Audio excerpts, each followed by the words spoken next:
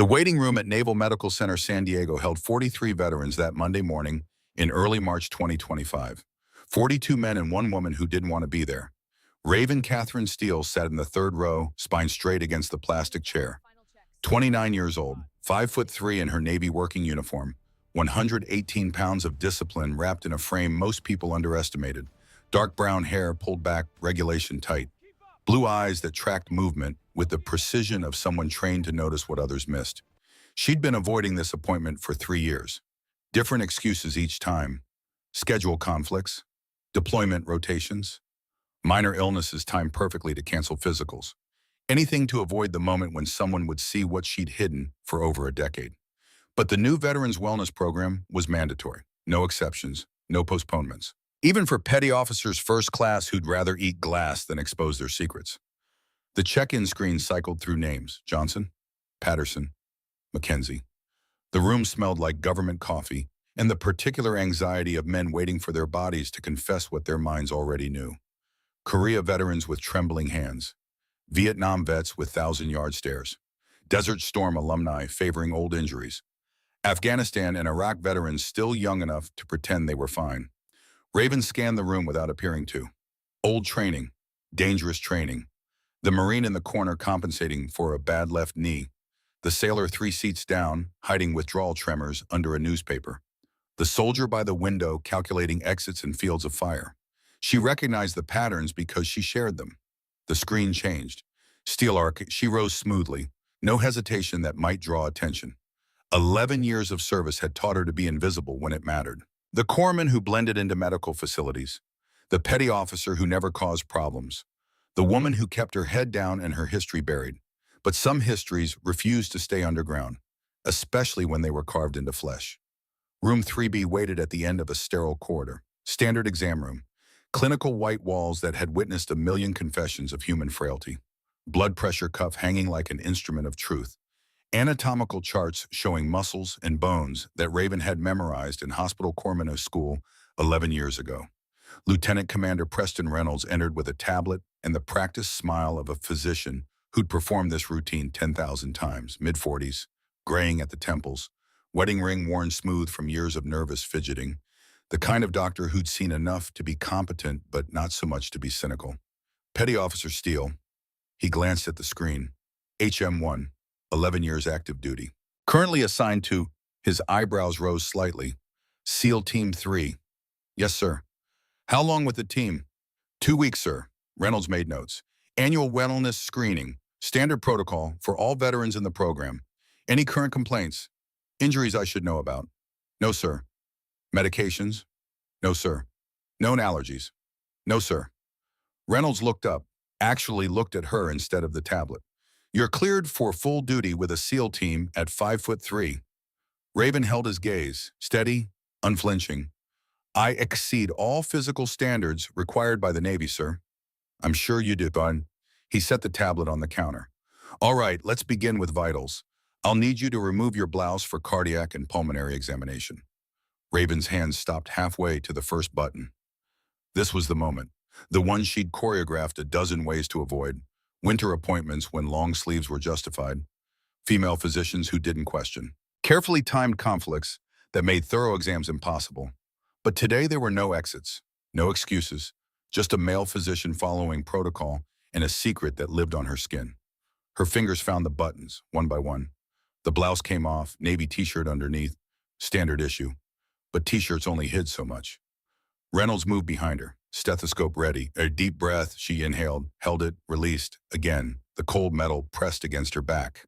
Professional, routine. She'd performed this exam hundreds of times as a corpsman. Being on the receiving end felt invasive in ways she couldn't articulate. Good, one more. Wait. Reynolds' hand stopped mid-movement. 3 seconds of silence. 4, 5. Petty Officer Steele. His voice had changed. The routine politeness replaced by clinical curiosity. I need you to remove your t-shirt. Sir, the cardiac examination doesn't require... I found something. Need to examine it properly. Remove your shirt, please. No choice. No escape. Raven pulled the t-shirt over her head. The scar sat high on her left shoulder. Entry wound anterior. Exit wound posterior. The kind of injury that told a complete story to anyone trained to read trauma.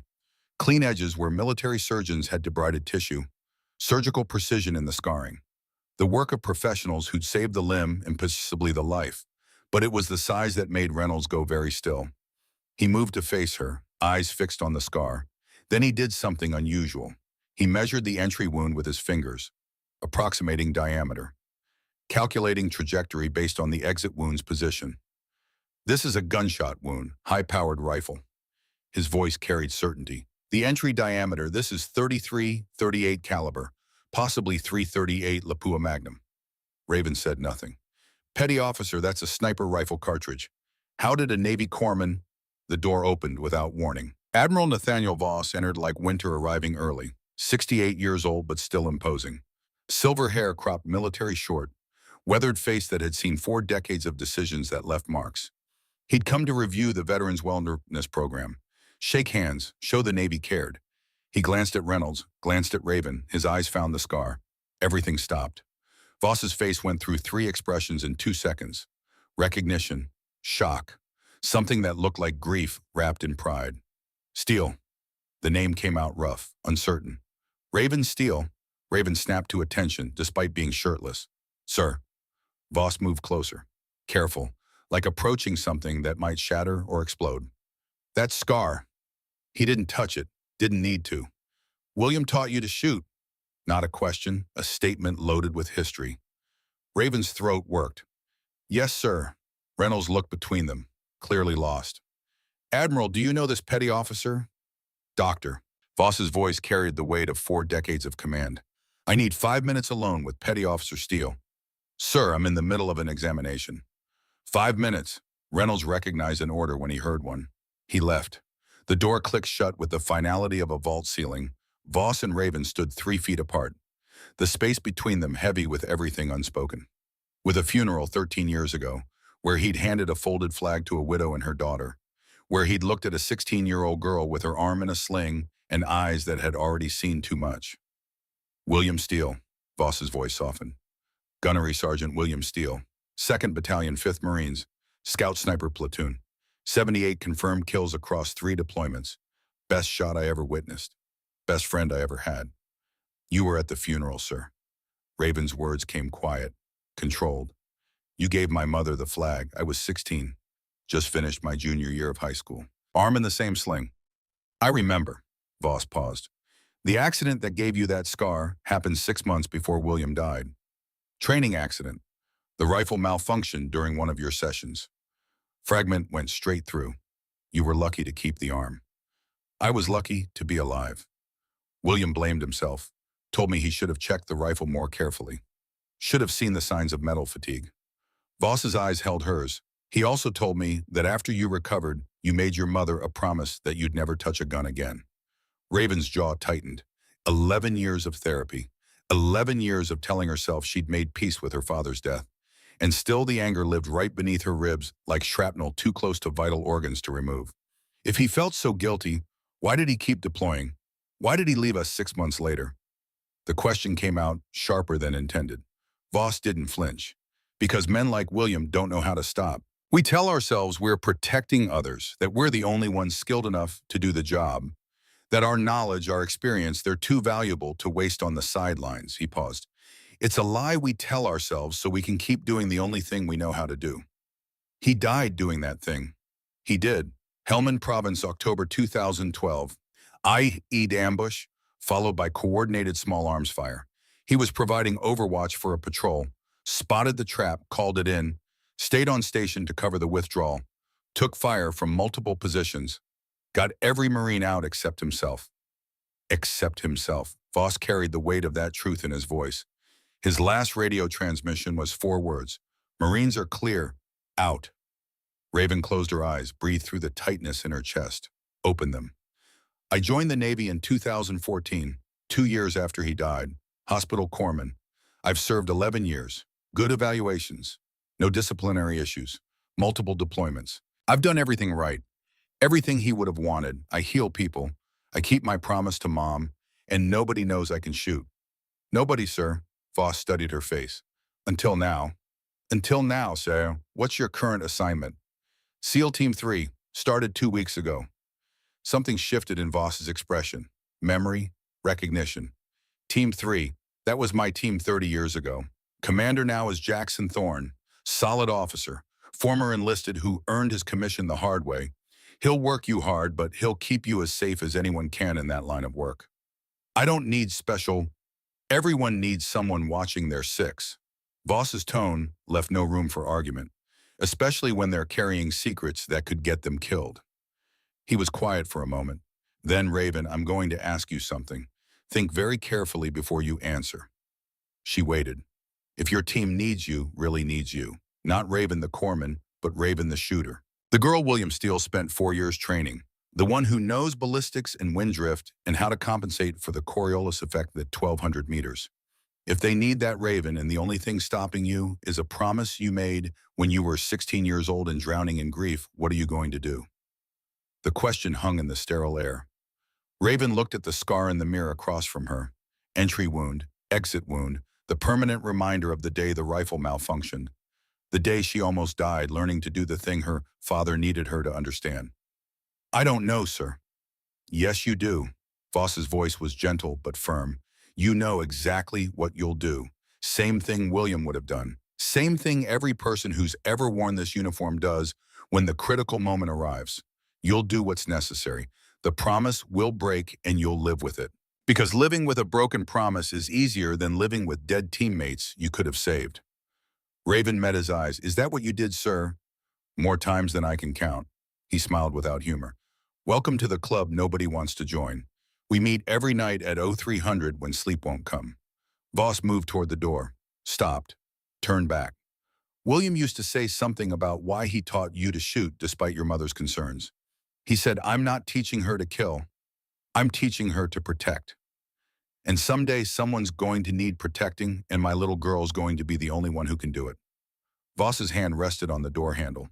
I think that day is coming, Raven, probably soon. When it arrives, don't hesitate. William wouldn't want you to. Sir, Raven's voice stopped him. Thank you for being there at the funeral. It mattered. He was my brother. You're his daughter. That makes you family. Voss opened the door. Keep in touch. If you need anything, advice, a sympathetic ear, someone to run interference with command, you call me. Anything. Clear. Clear, sir. He left. Reynolds returned moments later, professional mask back in place. Finished the exam without mentioning the scar again. Cleared her for full duty.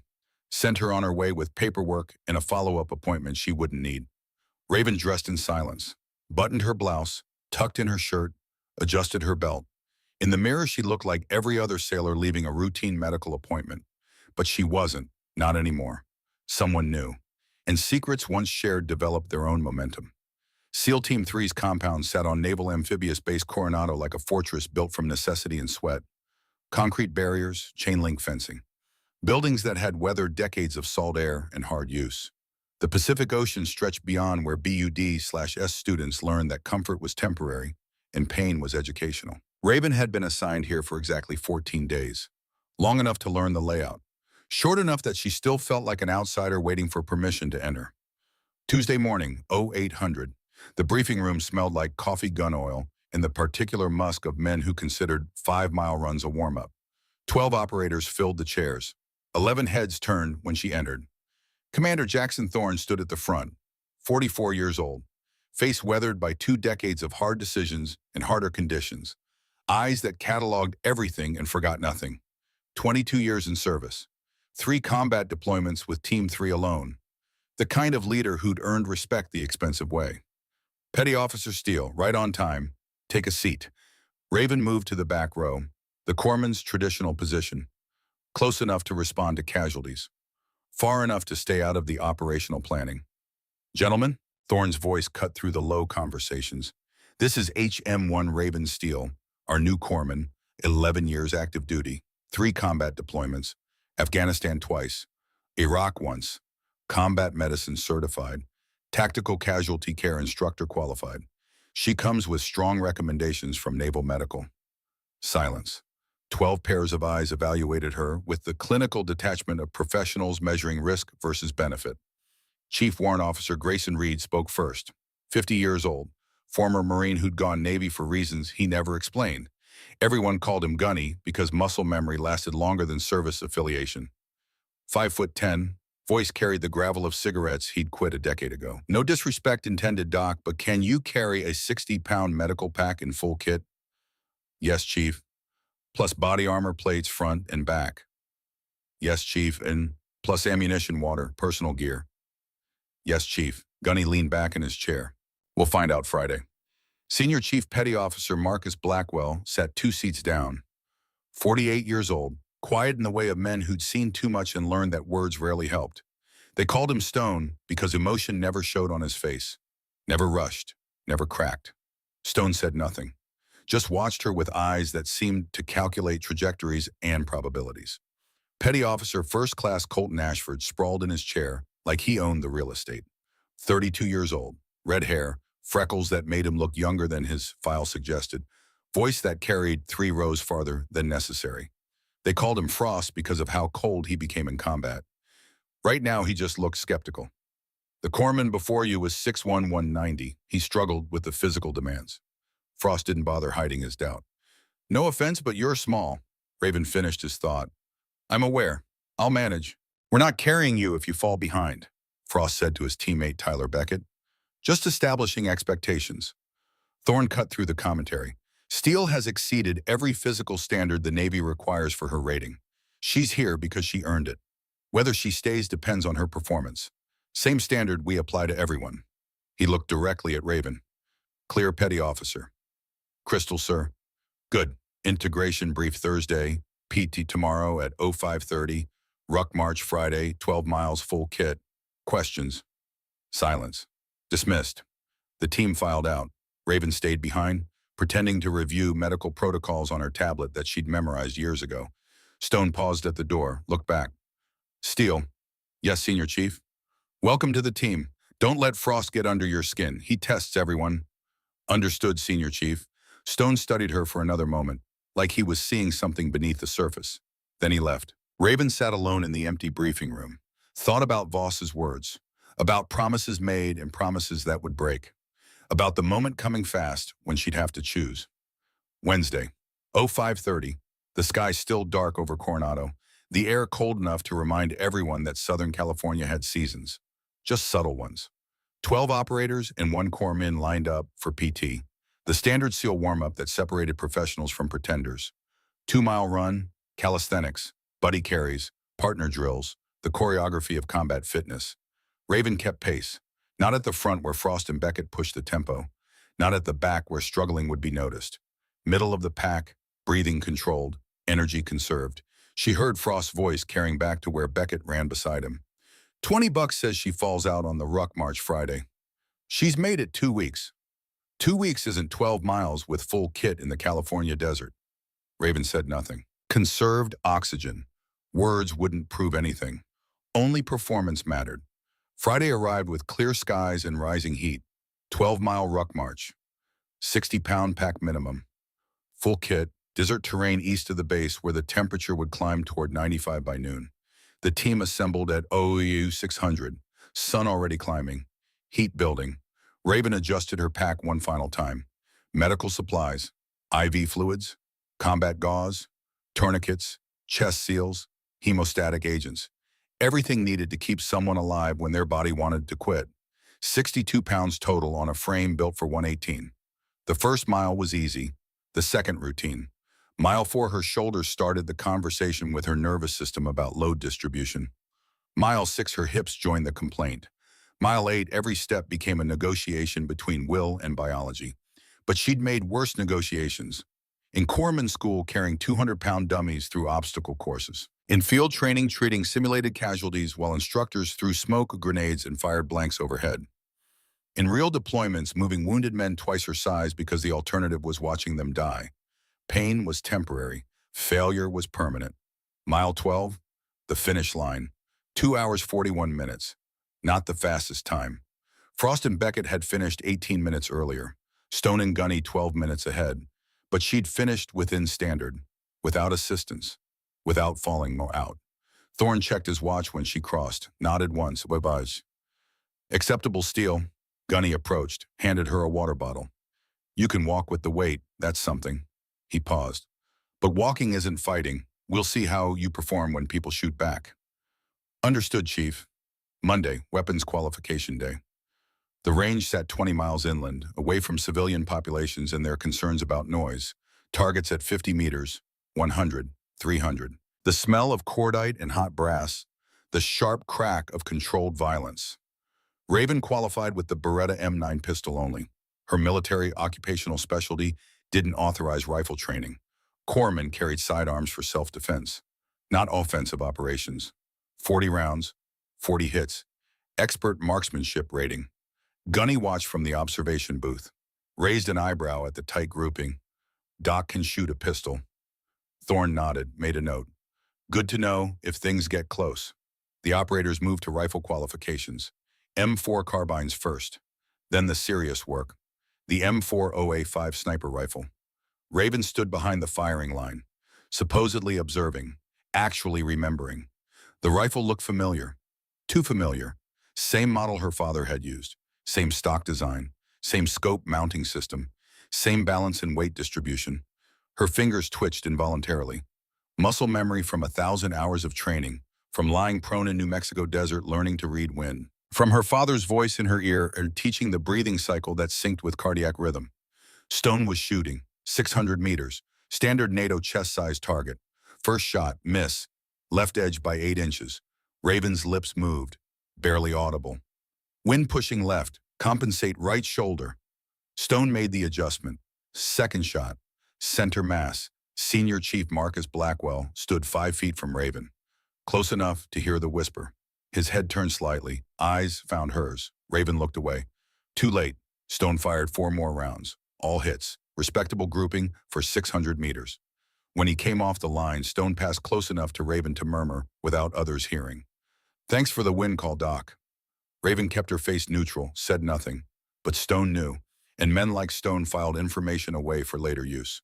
Thursday afternoon, medical drill, tactical combat casualty care. The scenario that separated corpsmen who'd memorized textbooks from corpsmen who'd actually worked trauma under fire.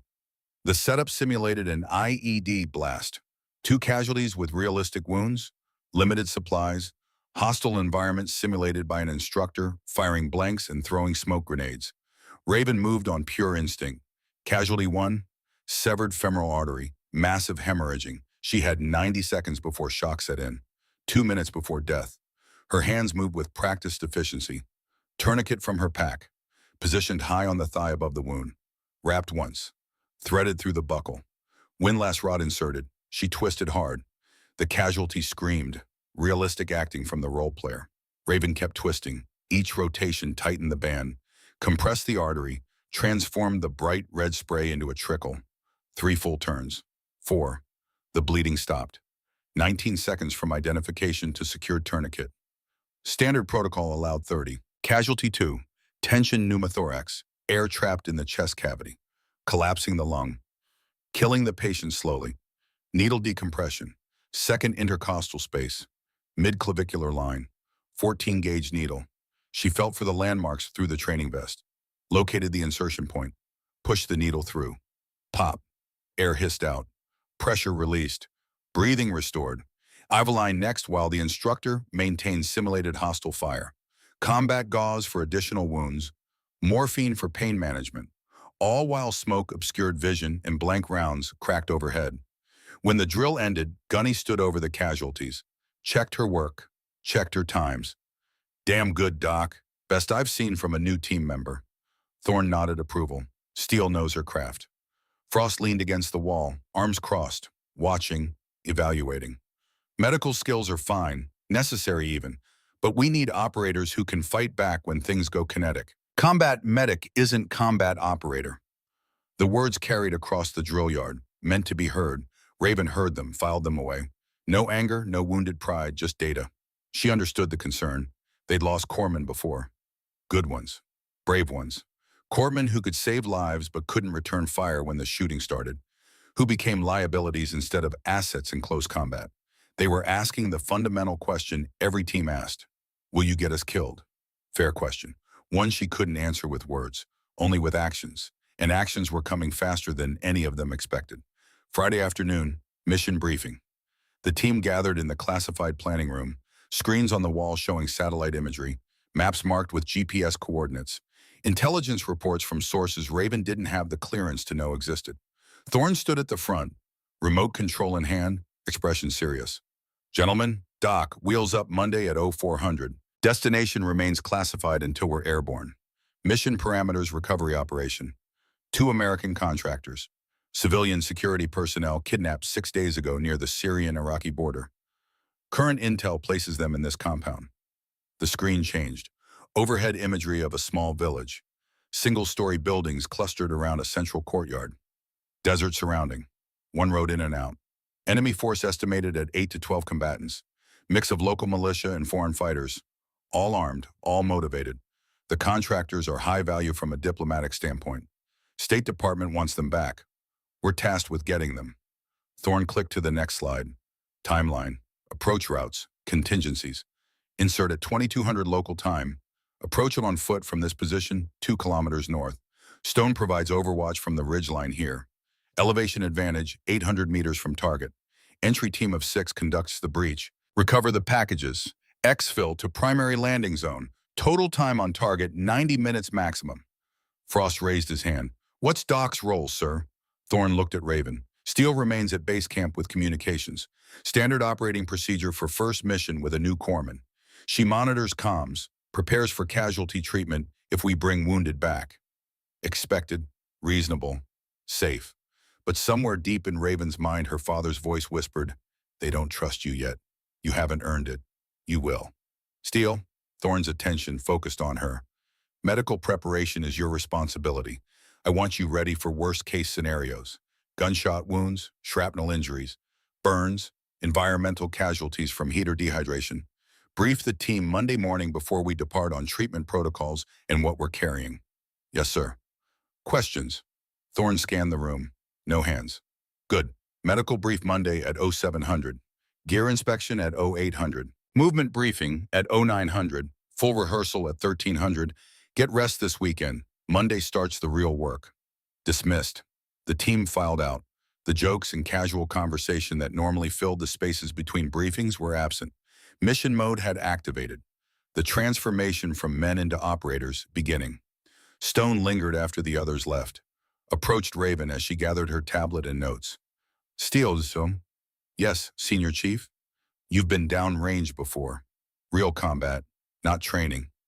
3 deployments, Senior Chief. Afghanistan twice. Iraq once. 6 months each rotation. See actual combat or stay on base. I treated casualties brought back from firefights. Mortar attacks hit our FOB twice. I was outside the wire for convoys security medical coverage 3 times. IEDs both times we took contact. Stone nodded slowly. Processing. Monday might be different. Base camp isn't always safe. You comfortable with that, Minine? You qualified expert with. Yes, Senior Chief. Good. Keep it close. He started to leave. Stopped. That wind call earlier this week. You saw what I didn't. Keep your eyes open out there. Raven met his eyes steadily. Yes, Senior Chief. Stone's expression didn't change. Sometimes what we notice saves lives. He left. Raven alone in the planning room. She looked at the satellite imagery still displayed on the screen. The compound where in 3 days everything would change. Where promises made would collide with necessities discovered. Her hand moved unconsciously to her shoulder, traced the scar through her uniform. 11 years keeping a promise. 3 days until that promise faced its ultimate test. She didn't know if she'd keep it, but her father's voice in her memory already knew the answer. Some promises were meant to be kept. Others were meant to be broken at precisely the right moment. Monday would reveal which kind hers was. The C-130 touched down at a classified forward operating base somewhere between Syria and places that didn't exist on maps. 118 degrees Fahrenheit. Desert air that felt like breathing through a furnace. Raven stepped off the ramp carrying 62 pounds of medical supplies on her back. The heat hit like a physical force around her. The team moved with practiced efficiency. Gear checks, weapons checks. The choreography of men who'd done this so many times it had become muscle memory. She found shade against a concrete barrier. Hydrated. Checked her med pack for the 3rd time. Everything in its place. Tourniquets, combat gauze, IV supplies. chest seals, morphine, the tools of her trade. Thorne gathered them in a tent that smelled like dust and diesel. Intel update. Packages are confirmed at the target location. Guard force estimated at 15 to 20, higher than initial assessment. We proceed as planned. Questions? Stone raised his hand. Exfil route. Primary LZ unchanged. Alternate is 3 clicks north if we're compromised. Helo has 30-minute response time once we call. Rules of engagement. Hostile action equals hostile intent. Protect the packages. Protect each other. Minimum force necessary. Thorne looked at each man. This is recovery, not retribution. We get in, get them, get out, clean. The briefing continued. Timelines, contingencies, communication protocols. Raven absorbed it all. Her role was simple. Stay at base camp, monitor comms, be ready if casualties came back. Simple, safe, exactly where a new corpsman belonged. But nothing about war stayed simple for long. They moved out at 1400, 6-vehicle convoy to a rally point 12 kilometers from target. The landscape looked like Mars. Red dirt, rocky outcrops, heat shimmer turning the horizon into liquid. Raven rode in the 3rd vehicle. Frost and Beckett across from her. Neither spoke. Game faces on. The transformation from joking teammates to operators was complete. Rally point. The vehicles formed a defensive perimeter. Camouflage netting went up. Fighting positions established. This would be base camp. The place Raven would wait while others did the dangerous work. Stone approached as she organized the medical area. He carried his M40A5 sniper rifle like it was part of his anatomy. Doc, how you holding up? Good, Senior Chief. Heat getting to you. I'm managing. Stone nodded, looked at the medical supplies she'd laid out, saw the systematic organization. Every item where it needed to be for rapid access. You've done this before. 3 deployments, Senior Chief. Different environment. Same principles. Stone was quiet for a moment. Then what do you think of the plan? The question caught her off guard. Operators didn't usually ask corpsmen for tactical opinions. I think 15 to 20 enemies is a lot for a 7-man entry team. Yeah. Stone's gaze drifted toward the target area, invisible beyond the horizon. It is. He walked away, leaving Raven with the distinct impression she'd just passed some kind of test. The sun moved across the sky. Temperature climbed to 122. Raven enforced hydration discipline on herself. Water, electrolyte tablets, monitoring her own condition the way she'd monitor a patient. At 1600, Petty Officer Tyler Beckett stumbled near the vehicle. Raven's head snapped up. Training kicked in before conscious thought. Beckett was 24. Solid performer, no medical history of concern, but right now his face was flushed crimson. Sweat had stopped. Skin looked dry, despite the heat. Classic signs. Raven crossed the distance in 4 strides. Beckett, sit down. I'm good, Doc. Just sit, now. The command in her voice surprised him. He sat. Raven pulled out her thermometer, checked his pulse, skin temperature, level of consciousness. Pulse 130. Radial pulse weak, skin hot and dry, pupils slightly dilated. Heat stroke, not heat exhaustion. The real thing, the kind that killed people. Chief Reed, her voice carried across the camp. Gunny jogged over. What's up? Heat stroke, core temperature probably 105 or higher. He needs IV fluids immediately, and we need to cool him down now.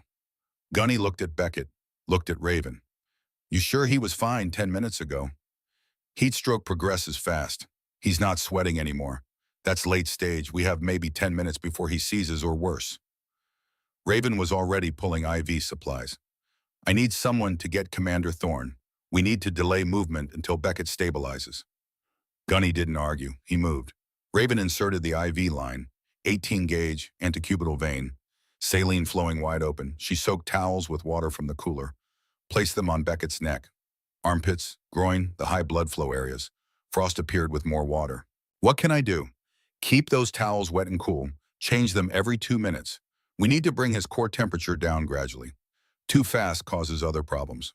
Thorne arrived. Report. Heat stroke, sir. Beckett needs at least 30 minutes of treatment before he's stable enough to move. Recommend delaying departure. Thorne studied Beckett. The young operator's color was already improving slightly. The IV fluids working. Your assessment of his condition in 30 minutes. If he responds to treatment, he'll be conscious and stable, but not fit for combat operations. Recommend he stays at base camp. Can you keep him alive here? Yes, sir. Better than if we move him now. Thorne made the call. Oh, you delayed departure by 45 minutes. Beckett stays at base. Deal, he's your responsibility.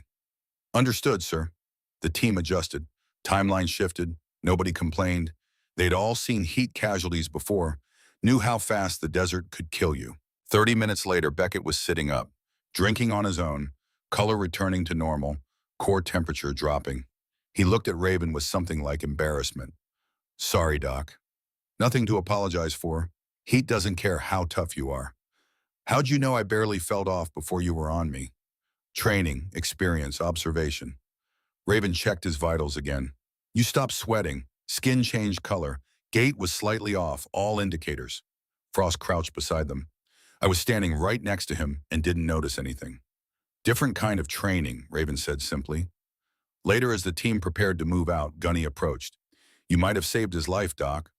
Just doing my job, Chief. Most corpsmen would have missed it until he collapsed. Gunny's voice carried respect that hadn't been there before. You got good eyes. The team departed at 17:30.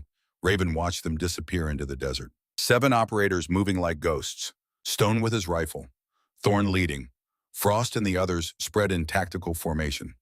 She was alone with Beckett and the vehicle drivers. The radio her only connection to what was happening out there. Raven settled into wait. Waiting was part of combat medicine. The hardest part. Knowing people you cared about were in danger and being powerless to help until they brought the wounded back. If they brought the wounded back. At 1900, Gunny's voice crackled over the radio. Base, this is Entry 1. We're 2 clicks from target. Raven keyed the mic. Entry 1, this is Base. Copy. Chief Reed is limping. Need Doc's assessment.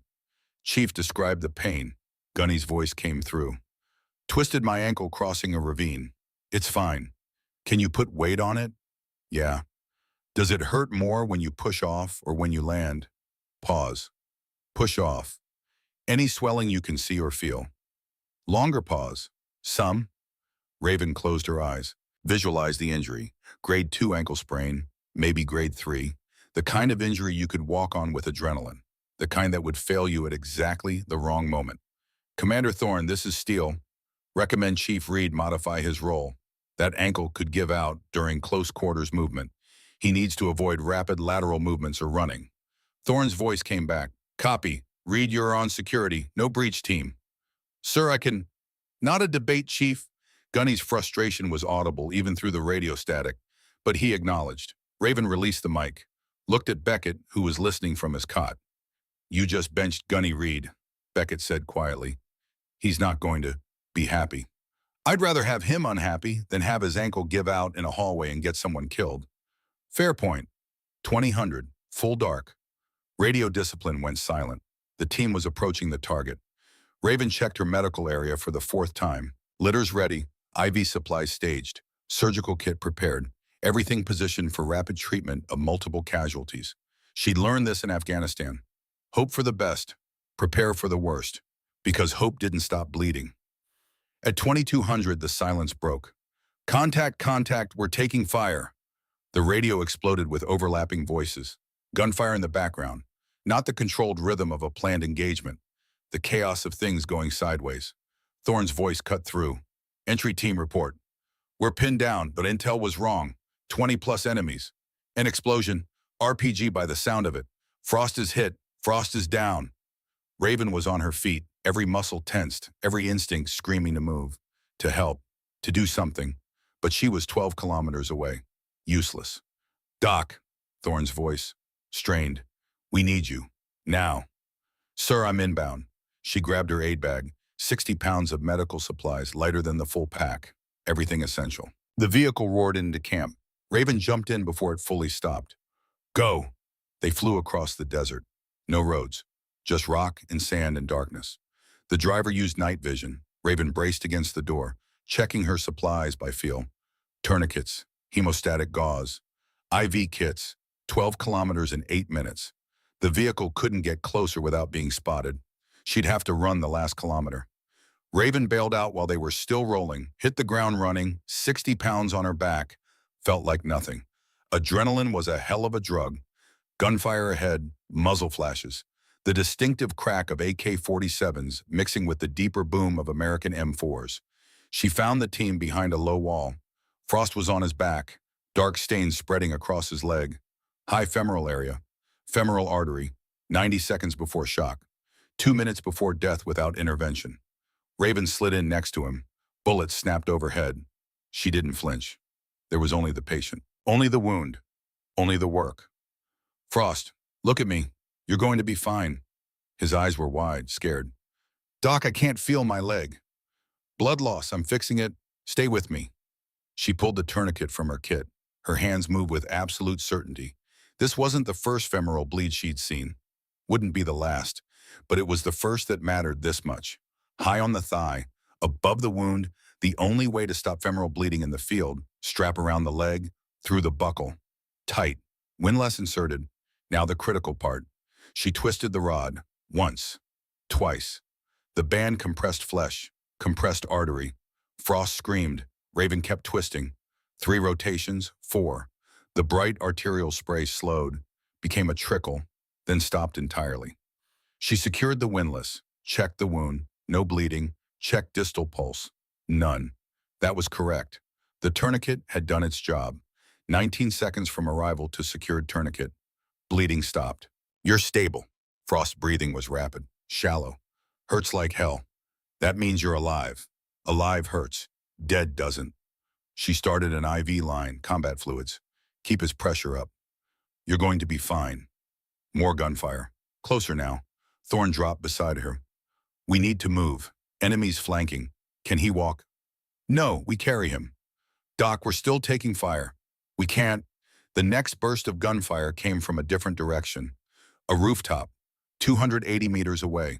Raven saw the muzzle flash, saw the angle, saw that the shooter had a perfect line on Thorne. Time crystallized, slowed the way it did in her father's stories. The way he described combat. Everything sharp, clear, inevitable. The enemy sniper was aiming, taking his time. Professional. Thorne didn't see him, focused on Frost. Vulnerable. 5 seconds until the shot. Frost's M4 rifle lay 3 feet away, dropped when he fell. Standard ACOG scope. Loaded, safety off. Raven looked at the rifle, looked at Thorne, looked at the rooftop. She heard her father's voice clear as if he stood beside her. When the moment comes, you don't think. You just act.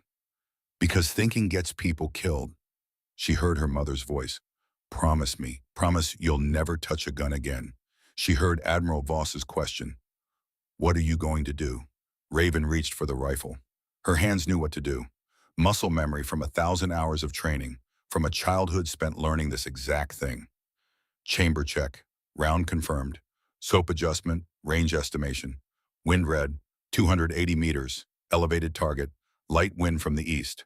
Bullet drop minimal at this range with 5.56 millimeter.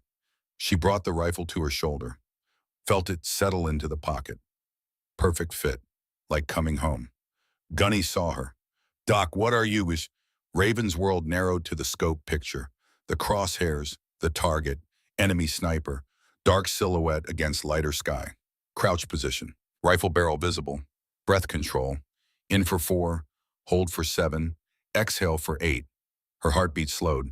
She timed her shot to the pause in her pulse, that fraction of a second when the body was perfectly still. I have the shot. Thorne turned, saw her, saw the rifle.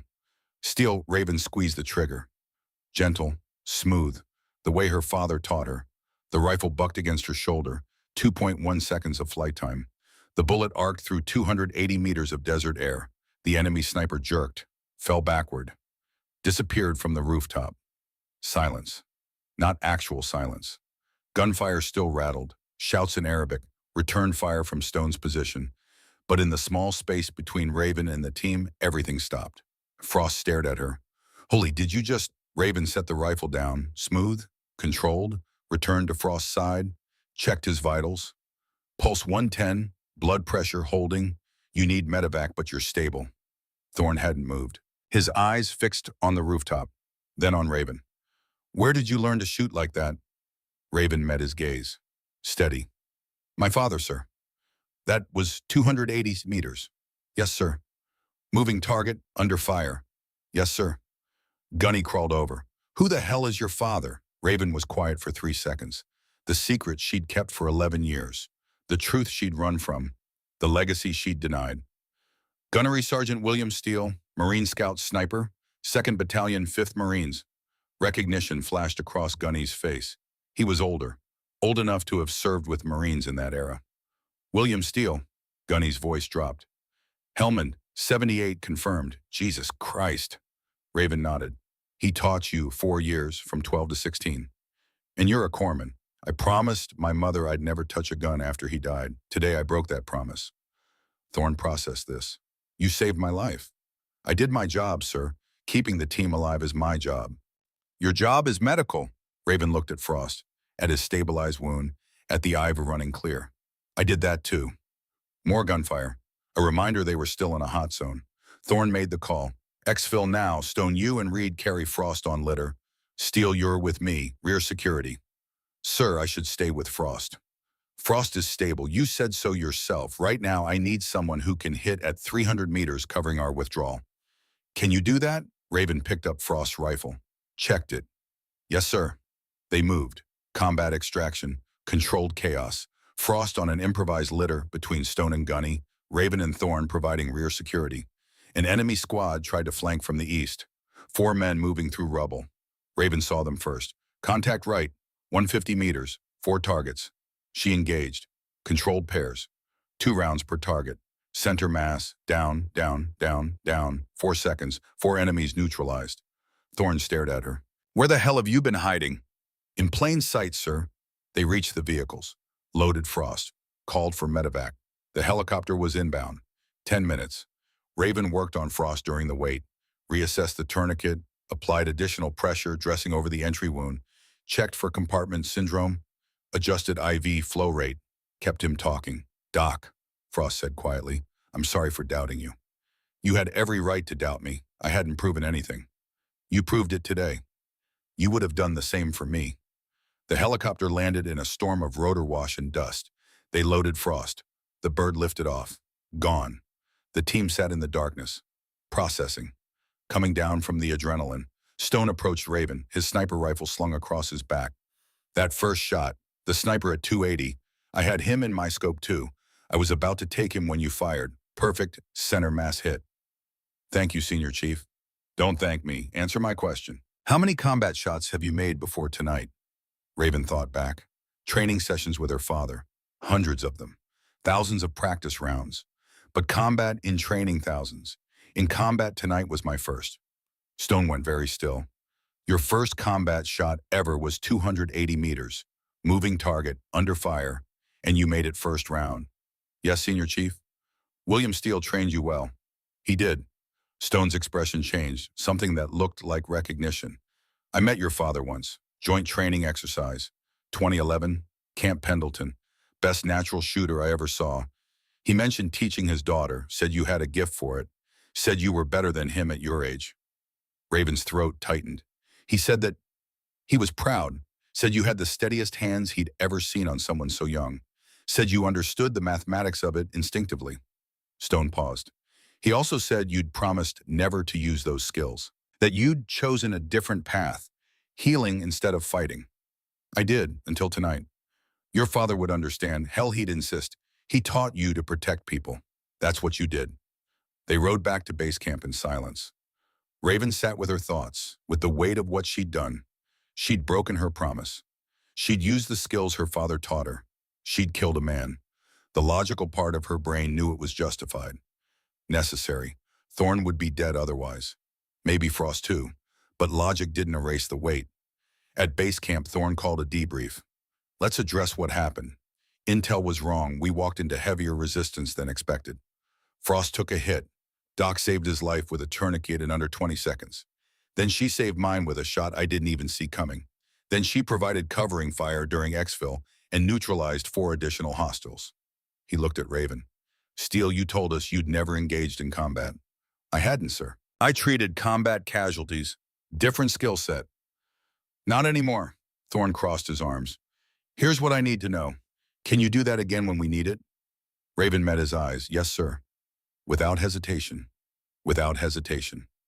Thorne nodded slowly. Then we need to evaluate your actual capabilities.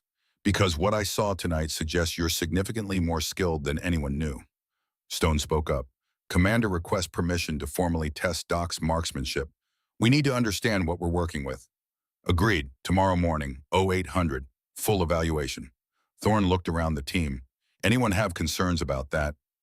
Silence. The skepticism from 2 weeks ago was gone, replaced by curiosity, professional interest. Gunny raised his hand. Just one question, Doc.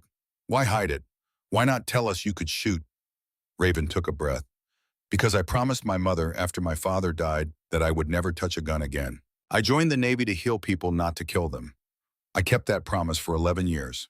I broke it tonight because watching Commander Thorne die wasn't an option I could live with. I'll have to reconcile that with myself and with my mother.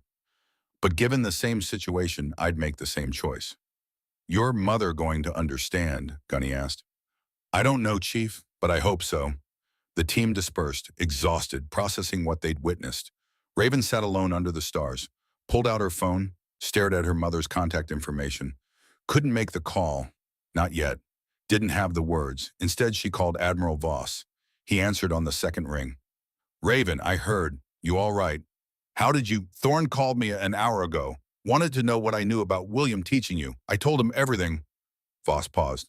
So, you broke the promise. I did. Tell me what happened. She did. All of it. Frost's femoral artery, the sniper on the rooftop, the shot, the exfil. When she finished, Voss was quiet for a long moment. Your father taught you to shoot for exactly this reason, Raven. Not to kill, to protect. You protected your team tonight. That's what he wanted. That's what the training was for. Mom's going to. Your mother is stronger than you think. She married a Marine. She knew what that meant. She knows what service requires. Voss's voice softened. William would be proud of you. The shot you made, the lives you saved, the choice you made when it mattered. I'm proud of you. It doesn't feel like something to be proud of. It never does. Not the first time. Not ever really. But you live with it because the alternative is living with dead teammates you could have saved. You know that now. Raven closed her eyes. Yeah, I know. Get some sleep. Tomorrow they're going to test you, show them what William taught you, all of it, no more hiding. Yes, sir. And Raven, call your mother. She deserves to hear it from you before someone else tells her. The call ended. Raven sat in the darkness for another hour, finally found the courage to dial. Her mother answered on the fourth ring. Late in California, past midnight. Raven, is everything all right? Mom, I need to tell you something. Silence, then you used a gun. Not a question, a mother's intuition. How did you? I know my daughter, and I knew this day would come eventually. Tell me what happened. Raven told her, simplified but honest. When she finished, her mother was quiet. Raven heard her breathing, heard tears. Mom, I'm sorry. I know I promised. Stop. Her mother's voice was firm, controlled. You promised me when you were 16 years old and your father had just died. You were a child.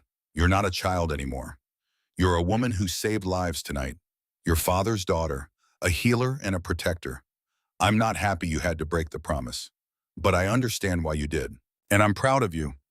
Tears ran down Raven's face. I killed someone. You protected someone. There's a difference. Intent matters. Context matters. You didn't kill for revenge or pleasure. You killed because your commander would have died if you hadn't. Her mother's voice cracked slightly. Your father taught you those skills knowing this moment would come, knowing you'd have to choose. He'd be proud you chose correctly. I miss him, Mom. So do I, every single day. But he's with you, sweetheart, in those skills, in that choice you made, in the people you saved. A pause. I'm proud of you, scared for you, but proud. I love you, Mom. I love you too. Come home safe. The call ended. Raven sat alone in the desert darkness, cried quietly. Let the grief and relief wash through her. Then she wiped her eyes, drank water, checked on Beckett one more time. Tomorrow they would test her, measure her, quantify what her father had built over 4 years of patient teaching. Tomorrow she would show them. Not hiding anymore. Her father's daughter. Both things at once. Morning came early. Raven woke at 0500, couldn't sleep anyway. The weight of what she'd done pressed against her chest like a physical thing. She'd broken her promise. She'd killed a man. She'd saved Thorne's life. All three truths existed simultaneously. None canceled the others out. The range was set up by 0800, targets at various distances, 600 meters, 800, 1,000. Beyond that if needed. Stone waited with his M40A5, the entire team present. This wasn't just an evaluation. It was a revelation. Commander says we test your capabilities. Stone handed her the rifle. You familiar with this weapon system? Yes, Senior Chief. My father used the M40A3, same platform, earlier generation. This is the A5. Some differences in the stock and scope, but fundamentally the same. Understood. 600 meters. Winds about 5 miles per hour from the west. Show me what you can do. Raven took the rifle, felt the weight, the balance, remembered. She set up. Prone position, bipod deployed, cheek weld on the stock, eye relief correct, breathing cycle initiated. The target came into focus through the scope. Clear, sharp. She calculated wind drift. Bullet drop at 600 meters, made her adjustments. Her finger found the trigger. She timed her shot to the rhythm of her heartbeat. The brief pause when everything was still. Fired. Stone looked through the spotting scope. Center mass, good shooting. Again. 800. Raven adjusted her scope. Recalculated. More bullet drop at this range. More wind effect. She made the shot. Hit upper chest. 1,000 meters. Let's see if you can make that. 1,000 meters. More than half a mile. Where environmental factors became dominant. Where shooting became as much art as science. Raven had made this shot before. In New Mexico with her father spotting. In conditions she'd memorized. But this was different terrain, different altitude, different atmospheric pressure. She took her time, observed the mirage through the scope, estimated wind at various distances, calculated the ballistic arc. Nearly 60 inches of drop at this range. Major scope adjustment, breathing controlled, heart rate steady. She found that perfect stillness, that moment between heartbeats where nothing moved. Fired. 2 full seconds of flight time. The bullet arced through half a mile of desert air. Stone watched through the spotting scope. Said nothing for 5 seconds. Then dead center, perfect hit. Gunny, watching from behind, let out a low whistle. Jesus, Doc. Thorne stepped forward. Steele, answer honestly. What's your maximum effective range? What's the farthest you've successfully engaged a target? In training with my father, I've made confirmed hits at 1,200 meters, sir. Multiple times. Consistently. 1,200 meters. Thorne looked at Stone. That's world-class, Stone said. That's beyond most military snipers. Most guys max out around 800 to 1,000. 1,200 requires exceptional skill, exceptional equipment, and exceptional conditions. He paused. The fact that she's making 1,000-meter shots on a rifle she just picked up. My father was a good teacher, Raven said simply. Thorne processed this information. Here's our situation. We have a hospital corpsman who's also an elite-level marksman. We need both capabilities. The question is how to properly integrate them without compromising either role. Stone spoke up. Cross-designation, combat medic/designated marksman. It's been discussed before at the command level. Never implemented because we've never had someone qualified for both roles. Until now. Your thoughts, Steele? Thorne asked. Raven lowered the rifle, looked at the team. At men who doubted her 3 weeks ago and now looked at her with professional respect. Sir, I joined the Navy to save lives. That remains my primary mission. But I understand now that sometimes saving lives requires eliminating threats to those lives. I'm willing to serve in whatever capacity best helps this team. If that means doing both, I'll do both. Thorne looked at Stone, at Gunny, at the others. Show of hands. Who supports Steele serving as both combat medic and designated marksman?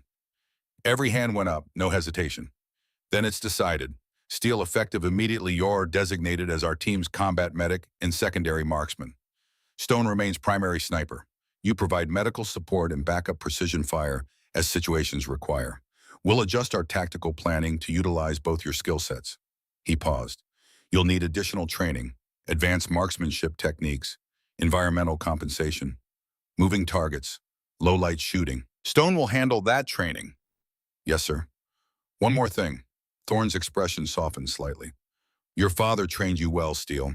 I'm sorry you had to break your promise to use those skills, but I'm damn grateful you did. Raven nodded, couldn't speak past the tightness in her throat.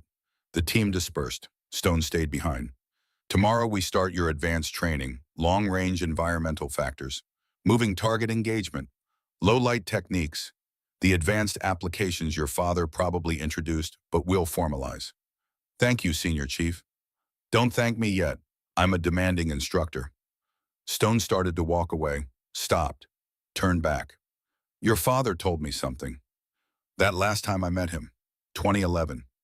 He said he wasn't teaching you to be a killer. He was teaching you to be a protector. That someday someone would need protecting and you'd be the only one who could do it. He wanted you to have that option. Stone met her eyes. You had that option last night. You chose correctly. That's all he wanted. Raven watched him leave, sat alone with the rifle in her thoughts. She'd spent 11 years hiding, 11 years denying who she was. Not anymore.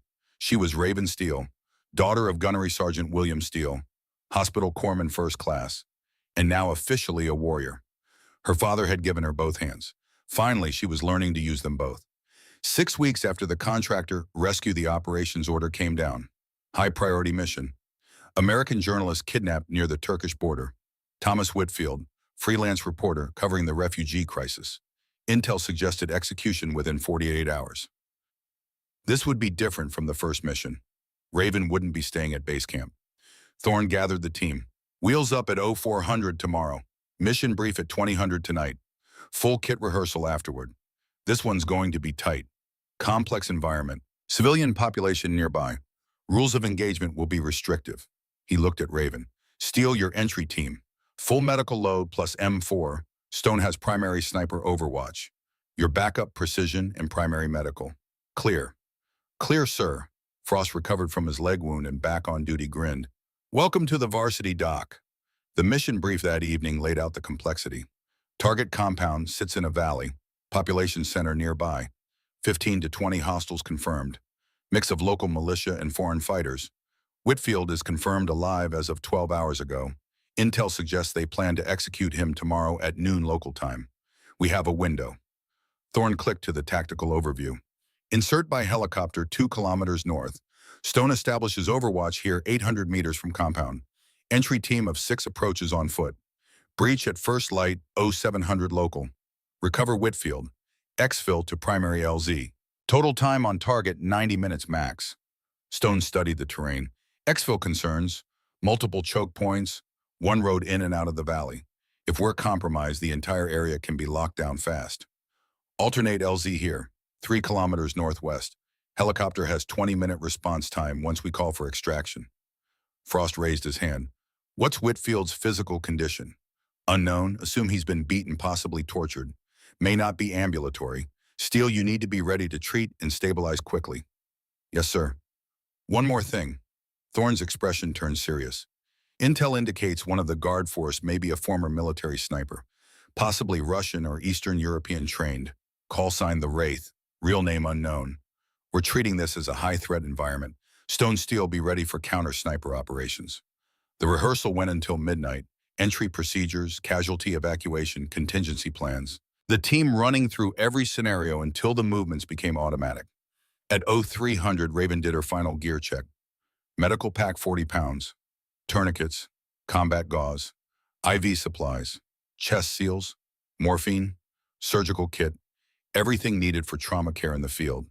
M4 carbine, loaded, 4 extra magazines, 150 rounds, Beretta M9 sidearm, 2 extra magazines, body armor, helmet, night vision, communications gear, 110 pounds of equipment.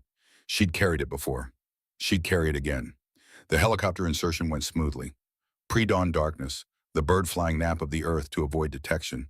They landed in a wadi 2 kilometers from target. Offloaded, the helicopter disappeared into the night. Silence settled over the desert. Stone split off immediately, moving to his overwatch position on the ridgeline. The rest of the team, Thorne, Gunny, Frost, Beckett, another operator named Dixon, and Raven moved toward the compound. The approach took 40 minutes. Slow. Careful. Using terrain and darkness for concealment. At 0645, they reached the compound perimeter. Stone's voice came over the radio. Overwatch in position. I have eyes on target. Thermal shows hold on. Pause. Showing more heat signatures than expected. Count 25 to 30 individuals. Not 15 to 20. Thorne froze. Say again. 30, confirmed. Multiple vehicles just arrived. Looks like reinforcements. Intel was off. More enemies meant more risk, more complexity, higher chance of casualties. Thorne made the decision. We proceed. Whitfield won't survive if we abort. Entry team prepare for higher resistance. Stone prioritize targets that threaten the exfil. Steele stay close to me. They stacked up at the breach point. Frost on point with the breaching charge. Gunny second. Thorne third. Raven fourth. Beckett and Dixon 5 and 6. Frost set the charge. Everyone moved back. Hand signals counted down. 3, 2, 1. The charge detonated. The door disintegrated in a shower of splinters and dust. They flowed through. First room empty. Second room, 2 hostiles scrambling for weapons. Gunny and Frost engaged. Both targets down before they could fire.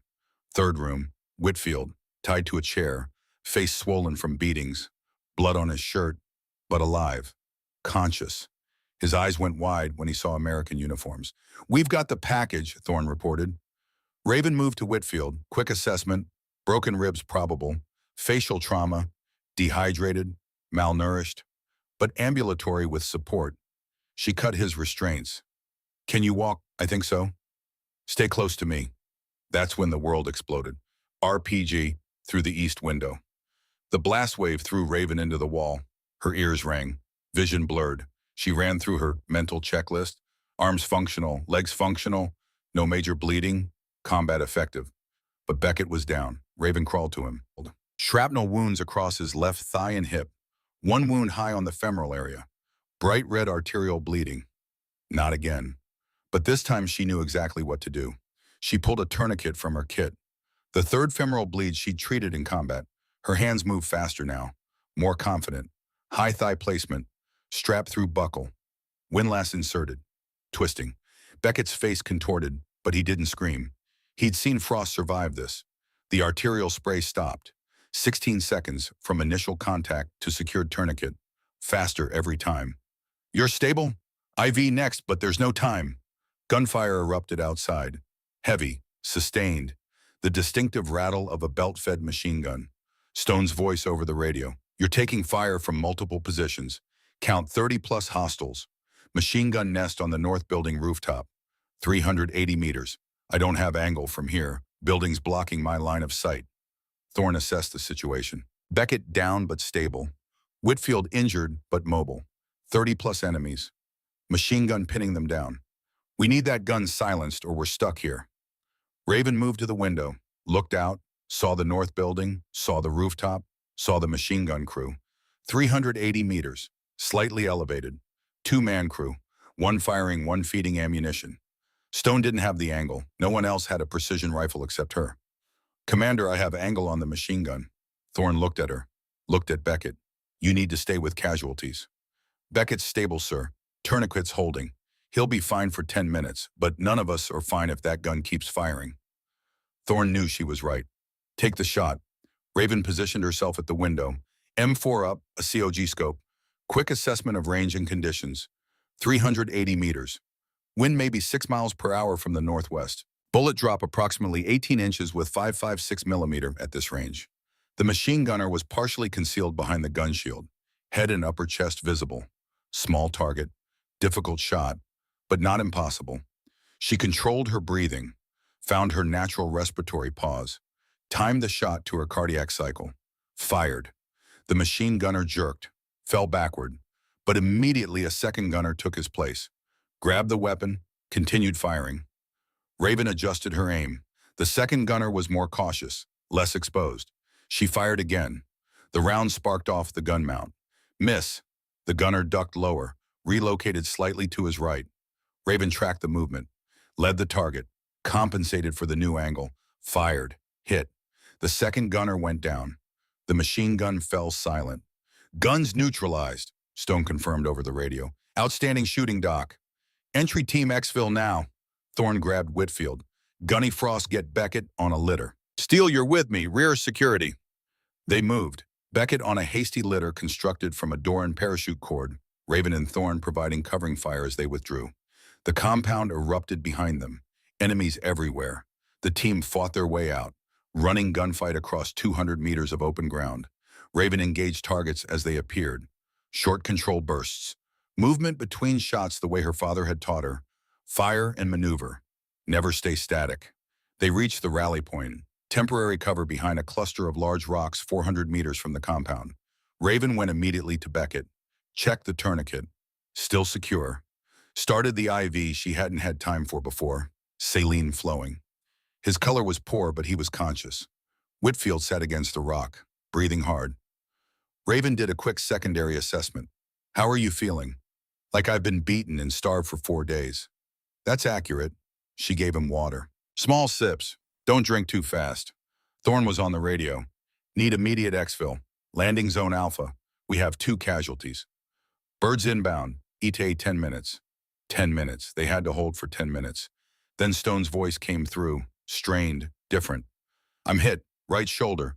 Can't maintain my position. No overwatch. No long-range security. And enemies were regrouping. Raven looked back toward the compound through her rifle scope. Saw movement.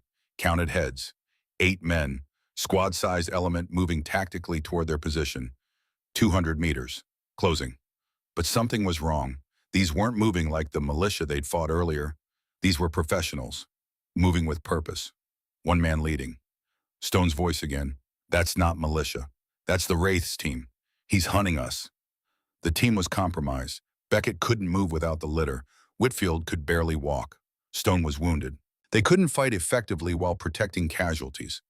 Someone needed to slow the pursuit. Raven made the decision. Commander, I'll establish a blocking position. Delay them while you get everyone to the LZ. Negative. We need you with the casualties. Sir Beckett's stable. Whitfield doesn't need immediate medical intervention. But if those 8 reach us before the helicopter arrives, we all die. Give me 60 seconds. I'll slow them down. Then I'll follow. Thorne hated it, but he knew the tactical reality. 60 seconds, Steele. Then you run for the LZ. That's an order. Yes, sir. Raven grabbed 2 extra magazines from Frost's kit, moved to a position 150 meters from the team. Good cover. Clear field of fire back toward the compound. She set up prone, M4 stable on the bipod she'd attached that morning, 90 rounds in the rifle and spare magazines. Beretta M9 with 30 more rounds as backup. 8 enemies at 180 meters. Closing. She picked her first target. The point man leading the formation fired. 2 rounds, center mass. He dropped. The remaining 7 scattered. Professional. They took cover immediately. Return fire. Rounds impacted the rocks around Raven. She didn't flinch. Identified her next target. Fired. Hit. Second hostile down. She checked her watch. 15 seconds elapsed. 45 remaining. The 6 remaining enemies began a tactical maneuver. 3 moving left to flank. 3 moving right. Standard small unit tactics. Raven engaged the left group. 2 rounds per target. Rapid fire. 1 down. 1 wounded. 1 retreated to cover. The right group used the distraction to advance. Now at 100 meters. Too close. Raven shifted position. 20 meters to her right. Different angle. The enemy fire adjusted to where she'd been, slower than her movement. She engaged the right group from her new position. 3 targets. 70 meters. Close range shooting. Short bursts. Controlled aggression. Down. Down. Down. 30 seconds remaining. 3 enemies left from the original 8. They'd gone to ground. Cautious now. Behind her she heard the helicopter approaching. The beautiful sound of rotors. Of salvation. 15 seconds. One of the remaining 3 enemies moved. He was carrying something. Raven saw it clearly through her scope. RPG launcher. He was positioning to fire at the helicopter. Target moving. Distance 240 meters. Time seconds before he could launch. If that RPG hit the helicopter, everyone died. Raven calculated everything in an instant. Lead. Wind. Drop. Movement. She controlled her breathing one final time. Found that moment of stillness. Fired. The hostile with the RPG fell. The launcher hit the ground without firing. The helicopter touched down at the LZ. Time to run. Raven broke from cover, sprinted toward the LZ, 150 meters, full combat load. Every muscle burning. The remaining 2 enemies fired at her. Rounds snapping past, close but missing. She ran harder, used terrain, dodged, moved unpredictably, 50 meters from the LZ. Gunny appeared at the helicopter door. Move, Doc, go. 25 meters, almost there. Gunny reached out, grabbed her arm, hauled her into the helicopter. The bird lifted off immediately, banking hard, gaining altitude, accelerating away. Raven collapsed on the deck, gasping, shaking from adrenaline crash. Beckett looked at her from his stretcher. Doc just held off 8 hostiles alone. 5, Raven corrected between gasps. I engaged 5. 3 retreated. Frost shook his head in disbelief. That last shot, the RPG guy, you were sprinting and still made a 240-meter shot. Desperate times, Raven managed. Later, as the helicopter carried them to the forward operating base, Thorne knelt beside her. You saved us again. Raven couldn't respond. The weight of it was crushing. The violence, the lives taken, the necessity of it all. But they were alive. Beckett, Whitfield, the team. Alive because she'd done what needed doing. Stone sat against the opposite bulkhead, his right shoulder wrapped in bandages, blood seeping through. Raven forced herself to move. Senior Chief, let me look at that shoulder. I'm fine, Doc. Nothing's fine until I clear it. Let me see. She cut away his uniform sleeve. Entry wound clearly visible. No exit wound. The bullet was still inside. Through and through would have been better. This one was staying until they got him to a surgeon. She irrigated the wound with sterile saline, applied hemostatic gauze, pressure dressing over that. Stone's jaw clenched, but he didn't make a sound. You'll need surgery to extract the round, but you're not bleeding out anymore. Nerve and vascular function look intact. She secured the final layer of the bandage. You'll be back on a rifle in 6 weeks. 6 weeks? Stone's eyes narrowed. Doc, I need 3. Take 6 or risk permanent nerve damage. Your choice, Senior Chief. Stone nodded slowly. 6 it is. The helicopter carried them to the base. Beckett and Stone were transferred to the surgical unit. Whitfield to medical evaluation and then debriefing. The rest of the team to cleaning gear and writing after-action reports. Raven sat alone in the medical tent, still processing, still feeling the weight. 2 days later, Admiral Voss flew in. The team assembled in full-dress uniforms. Formal ceremony, something important. Voss entered. The room snapped to attention. At ease. Voss moved to the front of the room. I've reviewed the after-action reports from your last mission. What I've read is extraordinary. He looked at each team member. Then his eyes settled on Raven.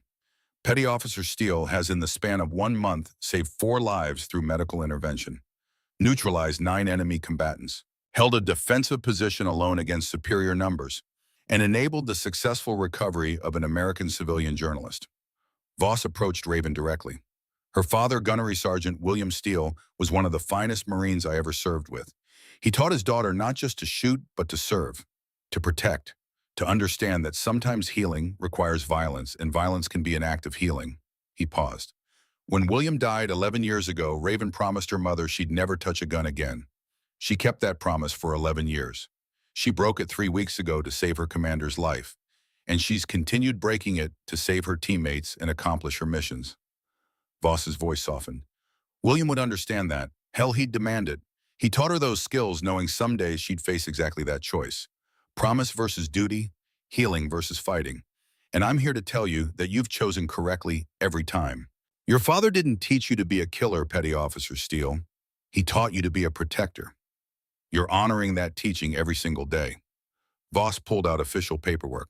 Effective immediately, I'm recommending your cross-designation as combat medic and designated marksman. Official recognition of capabilities you've demonstrated in the field.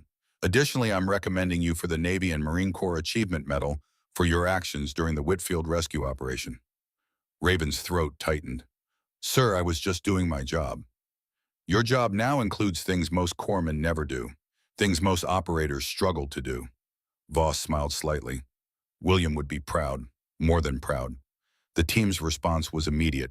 Gunny stepped forward, did something highly unusual. He saluted her, enlisted to enlisted, not standard protocol, but deeply meaningful. Raven returned the salute. Frost approached next, extended his hand. I was wrong about you, Doc. Completely wrong. You weren't wrong, Frost. You didn't have the information. Now you do. Stone came last, arm in a sling. He handed her something. A patch, custom designed. Navy SEAL trident overlaid with a medical cross. Red cross in the center. Gold trident surrounding it. Unofficial, Stone said, but accurate. You're both now, embrace it. That evening, Raven sat alone, looking at the patch, thinking about the path that had brought her here, the promises made and broken, the father lost and honored. the person she'd become. Her phone rang. Her mother. Raven answered. Mom, I saw the news. American journalist rescued from Syria. They mentioned SEAL team involvement. Her mother's voice was careful, controlled. Were you there? Yes, silence. Then, are you hurt? No, physically I'm fine. And emotionally, Raven thought about how to answer that. I'm processing. It's complicated. Your father used to say the same thing after deployments. He'd need time to reconcile what he'd done with who he was. Her mother took a breath. Raven, I need you to understand something. I'm not happy you had to break your promise, but I understand why you did, and I'm proud of you. I killed more people, Mom. You protected more people. You saved lives, medical lives and combat lives. That's what your father taught you to do. Her mother's voice was firm. Intent matters. You're not killing for revenge or pleasure. You're protecting your teammates. That's different. That's service. I miss him so much. I know. I miss him too. Every day. A pause. But he's with you, sweetheart. In those skills, in those choices, in the lives you save. Both ways. The conversation continued. Her mother asking about details. Raven providing what she could. The healing beginning in both of them. Acceptance replacing grief. When the call ended, Raven sat in silence for a long time. Then she made a decision. She sewed the patch onto her uniform. Official or not, it was who she was now. 6 months later, Raven Steele stood at the front of a classroom at Naval Special Warfare Center, Coronado. 16 students, mixed group of corpsmen and operators. The first class of its kind. The course was called Integrated Combat Medicine and Tactical Shooting. Her course. Welcome to ICMTS, she began. This course exists because warfare doesn't respect job descriptions. Combat doesn't care if you're a medic or a shooter. It demands both. We're going to teach you to be both. She moved to the demonstration area. Medical dummy on the floor, rifle range visible through the windows behind her. Rule 1: medical treatment always takes priority. Always. Your primary mission is saving lives. But to save lives, your patients need to survive immediate threats. Sometimes that requires you to fight first. Sometimes that requires you to engage the enemy. Understanding when to transition between roles is what separates good operators from great ones. The demonstration followed. Raven showed them the integration. Treating a simulated femoral artery wound. Quick, efficient tourniquet placement. 17 seconds now, then immediate transition to rifle. Moving to firing position. Engaging a target at 300 meters. Clean hit. Then back to the patient. IV insertion. Continuing medical care. Total elapsed time, 45 seconds. The students watched in stunned silence. This isn't about being the best medic or the best shooter, Raven continued. It's about being competent enough at both that your team can rely on you for either skill when they need it. Questions. A young female corpsman raised her hand, early 20s, nervous. Petty Officer Steele, how do you reconcile it? The medical mindset is about preserving life. The combat mindset is about taking life. How do you balance that? Raven considered the question. She'd asked herself the same thing 1,000 times. You don't balance them. You integrate them. Both serve the same purpose, protecting your team.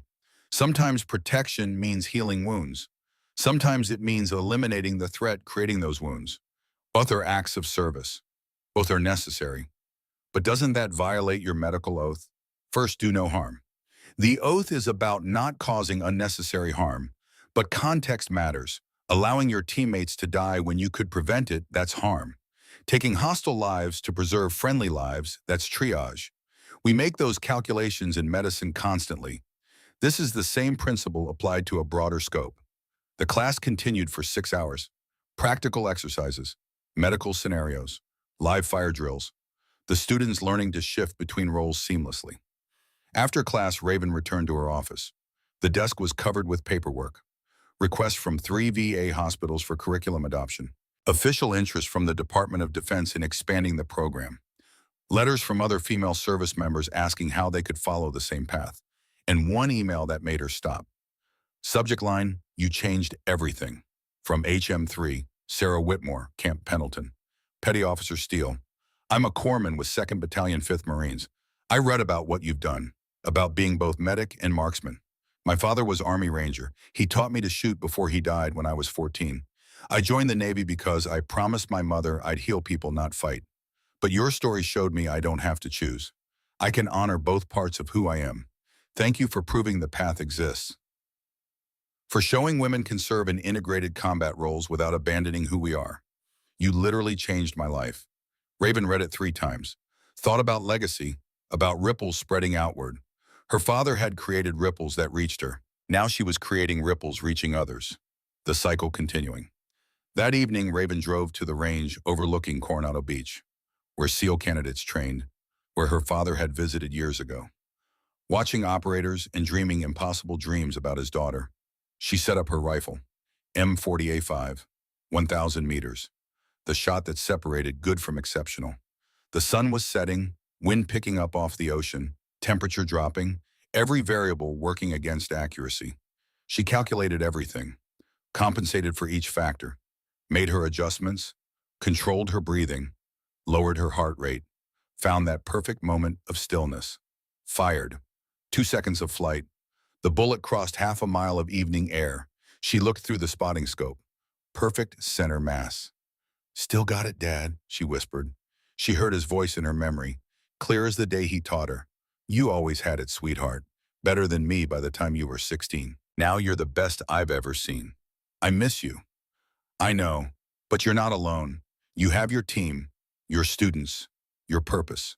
That's what I wanted. Not for you to follow my exact path, but to find your own path that honored what I taught you." Raven packed her gear, drove back to base. Her phone buzzed. Email notification from Admiral Nathaniel Voss. Subject: William would be proud. Raven: "I heard about the ICMTS program. 200 students in 6 months. Lives saved. Skills passed on.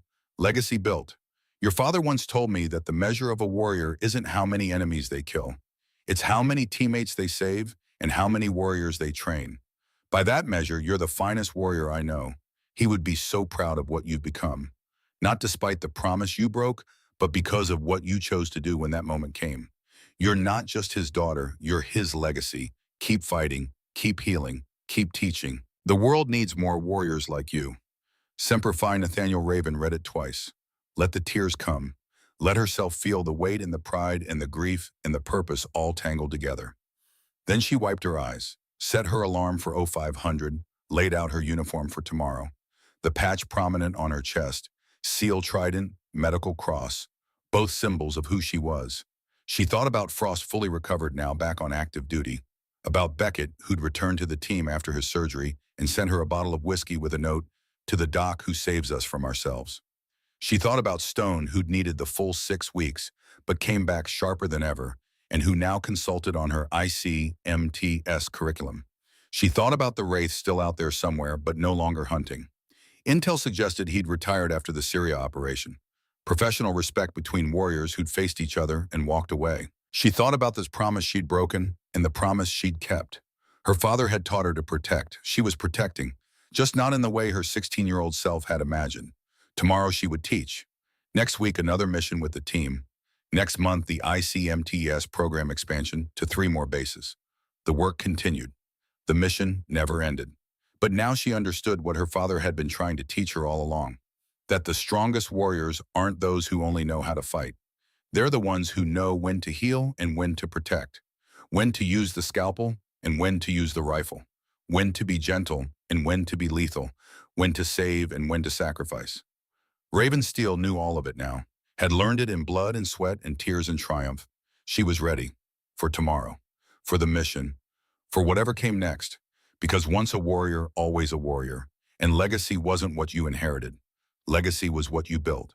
What you passed on. What you left behind when the fight was over and the mission complete and the students graduated and the next generation took up the cause. Raven turned off the light, closed her eyes, and slept without nightmares. Because she'd finally understood what her father had been trying to teach her all along. That the promise wasn't the thing. The protection was. And she'd kept that promise after all.